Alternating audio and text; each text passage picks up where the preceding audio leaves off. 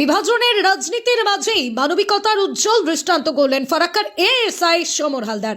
যখন চারপাশে হিন্দু মুসলিম বিভাজনকে সামনে রেখে রাজনীতির উত্তাপ বাড়ছে, ঠিক সেই সময় কার্যত সেই বিভাজনের বিরুদ্ধেই এক নীরব কিন্তু শক্তিশালী প্রতিবাদ গড়ে উঠল মুর্শিদাবাদের ফারাক্কার বল্লালপুরে।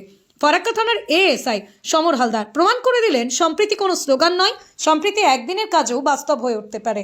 নয়নসুখ অঞ্চল শান্তি কমিটির সহযোগিতায় তার নেতৃত্বে আয়োজিত এই কর্মসূচিতে প্রায় ৩৫০ জন এতিম মাদ্রাসা ছাত্রকে খাওয়ানো হয়। মেনুতে ছিল ভাত, ডাল, মাংস, দই, মিষ্টি। তবে খাবারের থেকেও বড় হয়ে উঠেছিল যে দৃশ্যটি, তা হলো পুরোহিত মাওলানারা নিজের হাতে ছাত্রদের সামনে পাত পেরে ভাত, ডাল, মাংস বিতরণ করছেন। কোনো ভেদাভেদ নয়, কোনো ধর্মীয় দূরত্ব নয়, শুধু মানুষের পাশে মানুষের দাঁড়ানো। এই দৃশ্য দেখে অনেকেই বিস্মিত হয়ে দাঁড়িয়ে থাকেন। কেউ কেউ বলেন, এই যুগে সত্যিই কি এমন ছবি দেখা যায়? সামাজিক মাধ্যমে এবং এলাকা জুড়ে এই কর্মসূচি নিয়ে শুরু হয় প্রশংসার ঝড়। অনুষ্ঠানে উপস্থিত ছিলেন ফারাক্কার এসডিপিও শেখ শামসুদ্দিন, ফারাক্কার বিধায়ক মনিরুল ইসলাম, ফারাক্কা থানার আইসি সুজিত কুমার পাল, জঙ্গিপুর কোর্টের আইনজীবী রবিউল আলম সহ প্রশাসন, আইন, সমাজের একাধিক বিশিষ্ট প্রতিনিধি।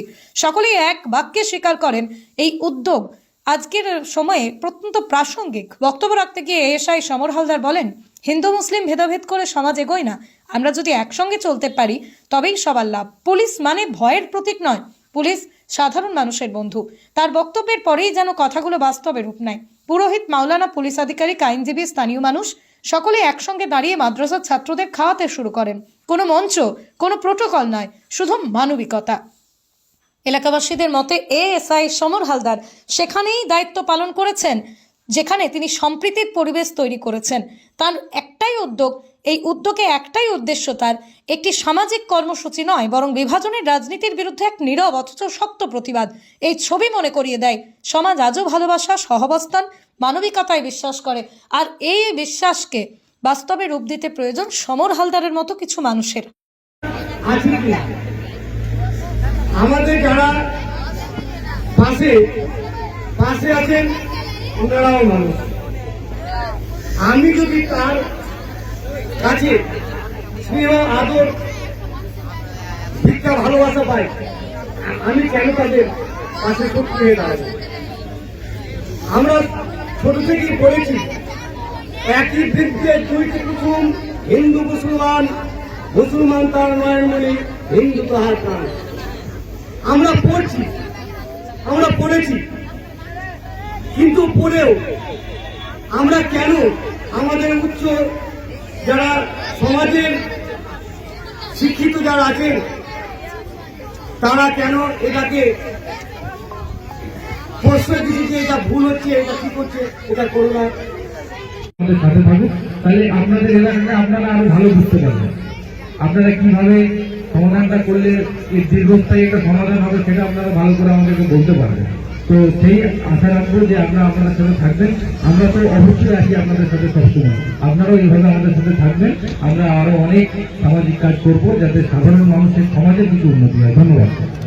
এটা হচ্ছে যে আজকে ফারাক্কা থানার যে আইসি সাহেব বিগত দিন উনি এসেছিলেন আর আজকে এসেছেন, সত্যিকারই ভালো লাগলো যে আজকে হিন্দু মুসলিম আমরা যে ভাতৃত্ব একটা ভাব, সম্পর্ক, ভালোবাসা, হ্যাঁ, আমরা কে কোথায় কি বলছে এগুলো আমার দেখা লাভ নাই। আমরা ফারাক্কাবাসীর লোক যেন শান্তি শৃঙ্খলা বজায় রেখে আমরা চলাফেরা করতে পারি।